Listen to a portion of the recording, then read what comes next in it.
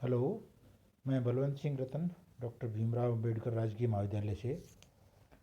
कल मैंने आपको काई स्क्वायर टेस्ट के बारे में बताया था और आज हम काई स्क्वायर टेस्ट के कुछ न्यूमेरिकल को जो है वो डिस्कस करेंगे।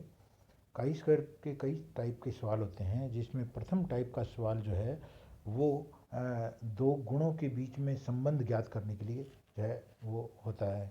जैसे इस एग्जाम्पल में जो है ये पूछा गया है कि चेचक के आरंभ होने पर प्राप्त आंकड़े दिखाए गए हैं और चेचक को रोकने में टीके के प्रभाव का परीक्षण कीजिए।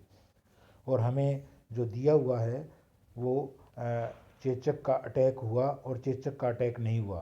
तो चेचक का अटैक हुआ, इसको अपन कैपिटल ए मान लें, गुण ए मान लें उपस्थिति, और चेचक का अटैक नहीं हुआ उसको गुण ए की अनुपस्थिति यानी स्मॉल ए मान लें। इसी तरह से टीका लगाया गया वैक्सीनेटेड, इसको गुण बी मान लेते हैं, और एक टीका नहीं लगाया गया तो गुण बी की अनुपस्थिति स्मॉल बी के रूप जो है वो हम ले सकते हैं। और बीच में सेल फ्रीक्वेंसी हमें दी हुई है, जैसे 31, 469, 185 और 1315। दोनों साइड में रो का, एक साइड में रो का टोटल और एक साइड में कॉलम का टोटल जो है वो दिया गया है। इस तरह के सवालों में हम हमेशा ये मानते हैं कि गुण ए और गुण बी में किसी तरह का कोई साहचर्य नहीं है। गुण ए यानी चेचक का अटैक हुआ और गुण बी यानी टीका लगा, इनमें किसी तरह का साहचर्य नहीं होने का मतलब ये है कि टीका जो है वो चेचक के आक्रमण को रोकने में प्रभावशाली नहीं है। हम ये मान करके चलते हैं, ये हमारी H0 है। इसके बाद में हम एक्सपेक्टेड फ्रीक्वेंसी की गणना करते हैं। जो दी हुई आवृत्तियाँ हैं वो अवलोकित आवृत्तियाँ या F0 कहलाती है, और एक्सपेक्टेड फ्रीक्वेंसी अपने को निकालनी है। हम जिस तरह की 2x2 टेबल ऊपर बनी हुई है, बिल्कुल वैसी ही 2x2 की टेबल नीचे और बनाते हैं। इसमें जो है योग जितने भी हैं वो सारे एज इट इज आएंगे। जैसे कैपिटल ए का योग 216 है तो अब भी वही है, स्मॉल ए का योग 1784 है अब भी वही है। इसी तरह से कैपिटल बी का योग 500 है और स्मॉल बी का योग 1500 है, तो इसको एज इट इज आपको लिखना है। अब ये जो बीच में जो आवृत्तियाँ हैं चार, इनको हम सेल फ्रीक्वेंसी बोलते हैं। ये सेल फ्रीक्वेंसी निकालनी है अपने को। तो अगर आपको कैपिटल ए कैपिटल बी की सेल फ्रीक्वेंसी निकालनी है तो कैपिटल ए कैपिटल बी का मतलब है कि कैपिटल ए कॉलम का जोड़ गुणा कैपिटल बी रो का जोड़ और बटा कुल यानी 2000। तो ये आप इसमें पुटअप कर दीजिए, 216 गुणा 500 बटा 2000, तो जो आवृत्ति आएगी वो है 54। जब एक सेल फ्रीक्वेंसी हमें मिल गई तो 216 में से 54 निकाल करके अपन ने 162 निकाल लिया।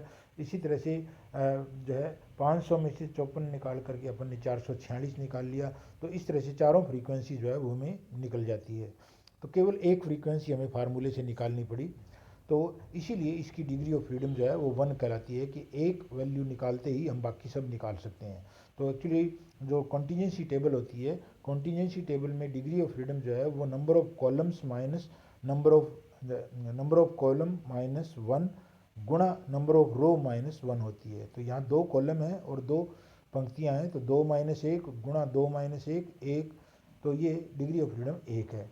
याद रखिए, जब आप कॉलम्स की संख्या निकालो ज्ञात करो तो आपको योग वाला कॉलम काउंट नहीं करना। इसी तरह से रो की संख्या ज्ञात करो तो आपको योग वाली रो को काउंट नहीं करना। तो आपके पास F0 जो दी हुई है वो आ गई और FE जो हमने निकाली है। इसके बाद हम काई स्क्वायर की गणना के लिए एक टेबल बनाते हैं, सारी F0 लिख देते हैं और उसी सेल की FE उनके सामने लिखते हैं, और F0 माइनस FE अगले कॉलम में हम निकालते हैं, और फिर F0 माइनस FE का होल स्क्वायर, और F0 माइनस FE के होल स्क्वायर में FE का भाग दे करके अपन जो है वो वैल्यूज़ निकालते हैं। और ये जो लास्ट वाला कॉलम है F0 माइनस FE के होल स्क्वायर FE का भाग देने से प्राप्त हुआ है, इसका जो जोड़ है वो काई स्क्वायर कहलाता है। जैसे इस एग्जाम्पल में ये 14.642 आया है।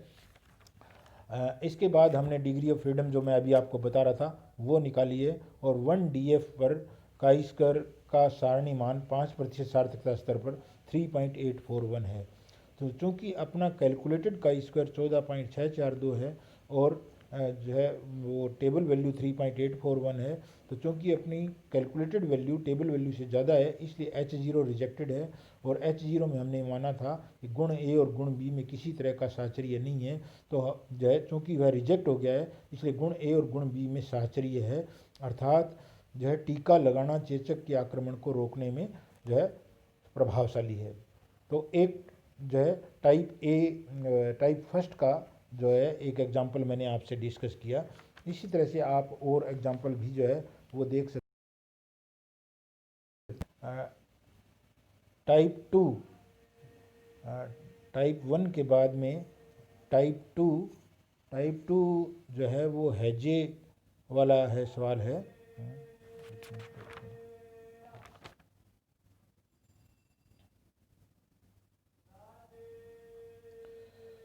हैजे के प्रयोग से निम्न आंकड़े प्राप्त हुए। इसको आप ध्यान से देखिए। जिन्हें टीका लगा 5 हैजे से ग्रस्त, ये इस तरह से अलग अलग तरह की जो चीज़ें जो है वो आपको दी हुई है। तो इसमें हम ये मान लेते हैं कि गुण ए जो है वो टीका लगना है और गुण बी जो है वो हैजा होना है। ये सेल फ्रीक्वेंसीज अपने को दी हुई है, लेकिन भाषा के रूप में दी हुई है।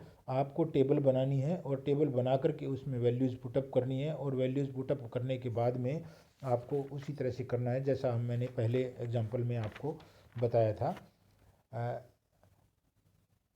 इसके बाद टाइप थ्री जो है वो थोड़ा अलग तरह का है। टाइप 3 में हमें अनुपात दिए हुए हैं। मटर के बीज, ये जो सवाल है ये परीक्षा में बहुत बार आया हुआ है, इसलिए आप इसको इम्पोर्टेंट मानिए कि कोई प्रयोग हुआ इससे संबंधित दवाई की गई और इसमें कुछ आवृत्तियाँ हमें प्राप्त हुई, जैसे 283 गोल और पीले, 91 सिकुड़े हुए और पीले। तो 4-5 तरह की आवृत्तियाँ हमें दी हुई है। और फिर ये कहता है कि सिद्धांत ये बताता है कि ये सब टाइप की जो मटर के बीज हैं वो 9:3:3:1 के अनुपात में होने चाहिए। इसका मतलब 9, 3, 12, 3, 15 और 1, 16। अगर कुल 16 हो तो पहले टाइप के 9 होने चाहिए, और कुल अगर 1 हो तो 9/16, और कुल यदि जो जितने अपने को दिए हुए हैं उनको जोड़ लो तो वो 500 आता है। तो कुल अगर 500 है तो वो कितने होने चाहिए। तो इस तरह से अपने को अनुपात के आधार पर जो है वो सारी FE ज्ञात करनी है। F0 हमें दी हुई है, FE जो है वो हम अनुपात के आधार पर ज्ञात कर लेंगे और उसके बाद में काई स्क्वायर की गणना के लिए आगे कार्रवाई करेंगे। टाइप 4 जो है वो लगभग उसी तरह का है जैसा टाइप 1 था, 2x2 की टेबल वाला, लेकिन ये 2x2 की टेबल नहीं है, ये 3x2 की टेबल है। तो इसमें डिग्री ऑफ फ्रीडम जो है वो हमारी 2 है यानी हमें एक रो में 3 आवृत्तियां हैं। अगर 2 हमें मालूम हो तो हम तीसरी ज्ञात कर सकते हैं इसलिए आपको 2 आवृत्तियां जो है वो फार्मूले से ज्ञात करनी पड़ेगी और तीसरी आवृत्ति अपने आप निकल जाएगी। जैसे आपको जो है वो AB ज्ञात करना है, तो दरिद्र वाले कॉलम के योग 300 को अन्वेषक A रो के योग 200 से गुणा कर दीजिए और टोटल से डिवाइड कर दीजिए 500 से। इसी तरह से यदि आपको मध्यम वर्गीय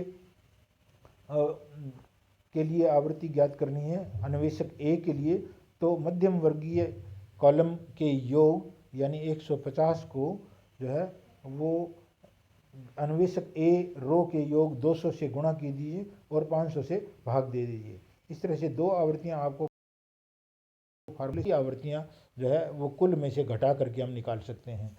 जब हमारे पास F0 और FE आ जाए तो F0 और FE आने के बाद में काई स्क्वायर की गणना हम लगभग उसी तरह से करते हैं जैसे पहले मैंने आपको बताया था। तो आप ये जो जितने भी टाइप के सवाल हैं इन सवालों को जो है वो चूँकि ये किए हुए हैं जो है सोल्ड हैं, तो आप इनको ध्यान से देखिए और जो है उसके हिसाब से सवाल कीजिए। आज नहीं, थैंक यू।